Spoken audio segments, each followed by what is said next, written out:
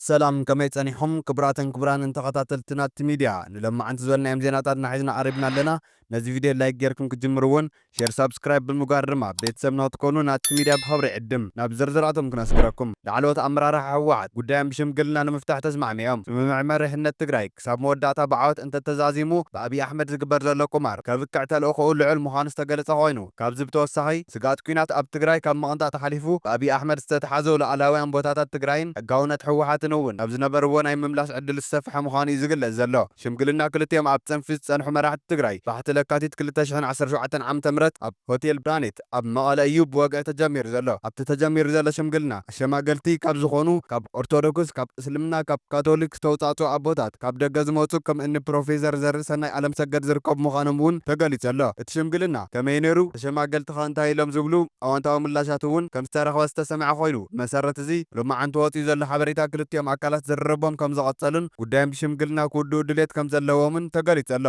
ኣባጊዕውን በኋላ ክመጽ እንተሎ ይተኣኻኽባ እሞ ንሕና ሰባት ኢና እሞ ኣብ ጸገም ጥራሕ እንተይኮነስ ኣብ ሰላም እውን ኣብ ናይ ሓባር ኣጀንዳ ብሓድነት ክንሰርሕ ይግባእ ምክንያቱም መኸተ ዘድሊ መንገዲ ሰላም ንኽኽፈት እምበር መኸተ ናይ ባዕሉ ሽቶ ስለ ዝኾነ ኣይኮነን ኮይኑ ግና ዘለናዮ ግዜ ንናይ አይዲዮሎጂ ሓድነት ይኹን ንሓድነት ኣይጠልብን ስለ ዝኾነ ካብ ናይ መኸታዊ ሓድነት ናብ ናይ ሰላማዊ ዲሞክራሲያዊ ፍትሓውን ሓድነት ክንሰጋገር ኣለና ዝዓዝ ጀመረ ኣወንታዊ ምዕባለ ኣመልኪቶም ሓበሬታ ዘካፈሉ ወገናት ናይ ሎም ሰንበት ካብ ካልኦት ሰንበታት ትፍለ እያ ክብሉ ዝገለጽዋ ኮይኖም ኣቦታት መራሕቲ ሃይማኖት ከም ኣቦታት ንኽልተ ተጻባት ትማሊ ባሕቲ ለካቲት ተዓርቁ ኮፍ ምባሎም ስዒቡ ትማሊ ሰንበት እቲ ህዝቢ ጽቡቕ ተስፋን ካብ ስጋድ ነፃ ኮይኑ ክውዕል ምግባሮም ኣዝዩ ደስ ዝብል እዩ ክብሉ ነቶም ኣቦታት ናዳ ኣቕሪቦም ኣለዉ ህዝቢ ትግራይ ወረ ሰላም ዝናፍቕ ዘሎ ካብ ብውቀትን ዕግርግርን ሞትን ስቓይን ዕርቃንን ጥሜትን ክርሕቕ ዝደሊ ብዙሕ ዘስካሕከ ህዝቢ እዩ ዝበሉ እዞም ወገናት ትማሊ ሰንበት ካብ ካልኦት ሰንበት ፍልይ ዘብላ ክዕረቑ እዮም ዝብል ተስፋ ብሓደ ቋንቋ ክውጋዕ ምውዓሉ እዩ ኢሎም ኣለዉ ትማሊ መራሕቲ ሃይማኖት ከምኡ እውን ሽማግለታት ከምቲ ንቡር ንኽልቲኦም ጉጅለታት በብውልቆም ኣዘራሪቦም ኣወንታዊ ምላሽ ከም ዝረኸቡን ተሓበሬታ ኣመልኪቱ ኣሎ ኣብ ትማሊ ዝተጀመረ ሽምግልና ዝኾነ ዝሓንገደ ጉጅለ ኣይነበረን ብምባል ዝርዝር ናይቲ ዝተባህለ ነጥብታት እውን ዘካፈሉ ኮይኖም ክልቲኦም ኣካላት ፊት ንፊት ተራኺቦም ሽማግለታት እውን ዘለዓለዎም ናይ መተዓረቐ ነጥብታት ብዝምልከት ገለ ሓበሬታ ኣካፊሎም ኣለዉ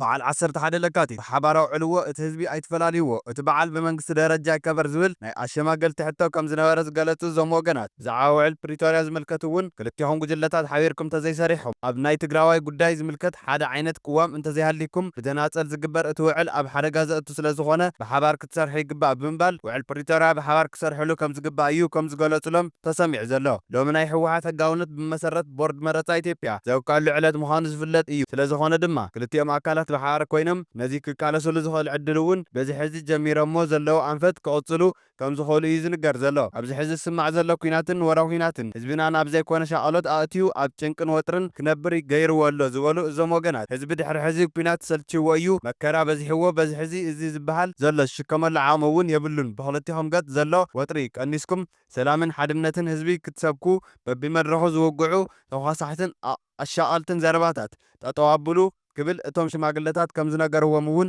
እቲ ሓበሬታ ኣመልኪቱ ኣሎ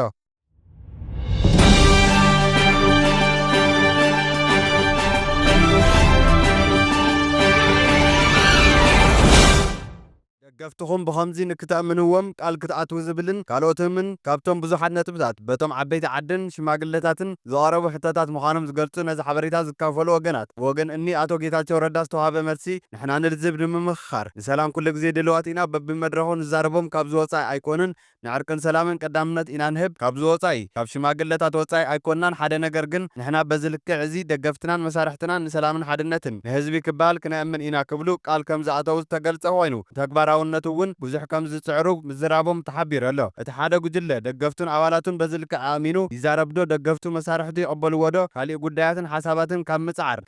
ክዕቀብ ይኽእል ዶ ዝብል ጥርጣረ ከም ዘለዎም እውን እቲ ሓበሬታ ዘመልከተ ኮይኑ ብወገን እኒ ዶክተር ደብረጽዮን ገብረሚካኤል እውን ተመሳሳሊ ኣወንታዊ ምላሽ ከም ዝተዋህቦ እዩ ዝግለጽ ዘሎ። ብሰላምን ሓድነትን እዚ ህዝቢ ክበሃል ዘይንኸዶ ርሕቐት የለን። ሕርያና ነዚ ህዝቢ ሰላም ምውሓስ እዩ። ዕርቂ ንጸልኣሉ ምኽንያት የብልናን። እቲ በዓል ሓዊሱ ካልኦት ዝበሃሉ ነገራት ምፍጻም ድልዋት ኢና ከም ዝበሉ እውን እቲ ሓበሬታ ኣመልኪቱ ኣሎ። ውድብ ኩልና ምሳኹም ከም ዘለና ፈሊጥኩም ንሙሉእ ዓወት ክንሰርሕ ኢና ሙሉእ ዓወት እውን ክነምጽእ ኢና ዝብል እምነት ኣለኒ። ሰናይ ግዜ እውን ንኣኻትኩም ይምነየልኩም። ግን ዝጎድለና ናመላእና ክነማሓሾ ዝግበአና እናማሓሽና ግን በታ ዝተጀመረት ትግራይ ህልውናኣ ንምርግጋጽ ዝጀመርናዮ ምንቅስቃስ ናብ ዝሓሸ ብርኪ ምብጻሕ ዘኽእለና መድረኽ እዩ ተፈጢሩ። ስለዚ ዝንጥብጣብ ዓቕሚ የለን ትበሃል ናይ ነባር ናይ ሓድሽ ዝበሃል ካቢነ ሓሳብ ኣይህሉን ማለት እዩ። ዝንጥብጣብ ዓቕሚ የለን ትበሃል ኣብ ገዛእ ፓርቲ ሕወሓት ዘለና ይኹን ኣብ ካብ ካሊእ መድረኽ ብሓደ ብካልእ ኣጋጣሚ ዝመጻና ሰባት ንህልውናን ድሕነትን ትግራይ ልዕሊ ኩሉ ሕዚ ጀሚርናዮ ዘለና ሰላማዊ ምንቅስቃስ ብዝሓሸ መንገዲ ህዝቢ ትግራይ ዝርብሐሉ ናይ ህዝቢ ትግራይ መሰል ዓርሲ ወሳኒ ብዝተማልአ መንገዲ ዝረጋገፅሉ ኩነታት ምፍጣር ኩሉ ዓቕሚ ክንጥቀም ኢና ማለት እዩ። ኩሉ ዓቕሚ ምንጥቃም ንገብሮ ምንቅስቃስ ከምቲ ዶክተር ደብረጽዮን ዝበሎ ኩልና ኣብ ዝኾነ ይኹን ዝተዋፈርናሉ መድረኽ ብሓደ መንፈስ ብሓደ ዕላማ ክንዓስል ክንንቀሳቐስ በዚ ኣጋጣሚ ፃውዒተ ይደሊ ፃውዒት ከቕርብ ይደሊ ኣብዚ እገለ ዘይሰርሖ እገለ ዝሰርሖ ዝበሃል ክህሉ ይኽእልን ከም ቲም ዝጀመርናዮም ስራሕቲ ኣለዉ ከም ቲም ክንቐጽሎም ኢና። እቶም ጽቡቕ ሰራሕናዮም ክንቐጽሎም ኢና። እቶም ውፅኢት ዘይምጻእናሎም ተወሳኺ ዓቕሚ ኣኪብና ተንዝረአናየን ጉለታት በደንብ ኣሪብና ናብ ዝሐሸ ብርኪ ንውፅሕሉ ኩነታት ምፍጣር ክንንቀሳቐስ ኢና። ያው ርክክብ ዝበሃል ነገር ይውልን ማለት ያው መን እንታይ ሰርሑ ነይሩ ዝብል ሓፈሻዊ ኣንደርስታንዲንግ ክህልወና ተዘይኮይኑ ብሓደ ስለ ዘለና ሓደ ዝርክብ ሓደ ዝርከብ ዝኾነሉ ኩነታት ከም ዘየለ ግን በዚ ኣጋጣሚ ዝገልጽ ደሊ ያው ቲም ኮይና ከምታ ዝጀመርና ክንቕጽል ኢና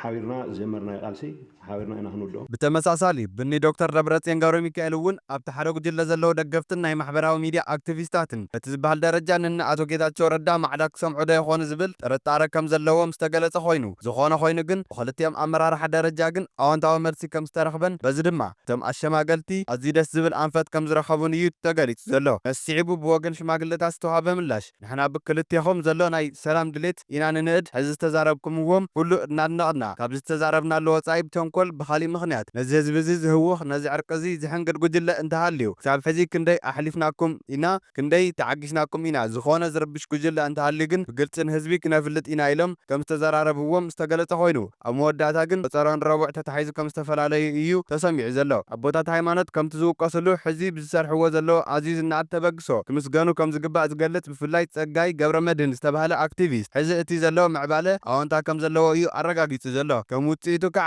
ኣብ መቐለ ኣብ ሆቴል ፕላኔት ክካየድ ዝጀመረ ናይ መራሕቲ ምትዕራቕን ምድርዳርን ተስፋ ኣዝዩ ዝማዕበለ ምዃኑ እዩ ዝግለጽ ዘሎ። እቲ ሽምግልና እንተደኣ ሰሚሩ ብዓብዩ ትግራይ እያ ትስዕር ህዝብና ኣይከቐስን ዝብሉ ነዚ ሓበሬታ ዝሰምዑ ወገናት ብርግጽ ኣብ ፖለቲካ ሽምግልና የለን ዝብሉ ኣካላት ዘይሳኣኑ እዮም። ይኹን እምበር ካብ ልቢ ንትግራይ ዝጠቕማን ናይ ጸላእቲ ፕሮጀክት ዘሕርርን ዕድል ኣብዚ ሕዚ ሰዓት እዚ ድርድር እዩ ኣብ ትግራይ ዝብል ሞገት ግና እቲ ዝሓየለ ዛዕባ ኮይኑ ኣሎ። ዲሞክራሲ ብኣውሮኮ ናይ ድርድር ውፅኢት እዩ ዝብሉ ነዚ ሓሳብ ዘንጸባረቑ ኣካላት ኣብዚ ሽምግልና ዝሕንጸት ፖሊሲ ኣይህሉን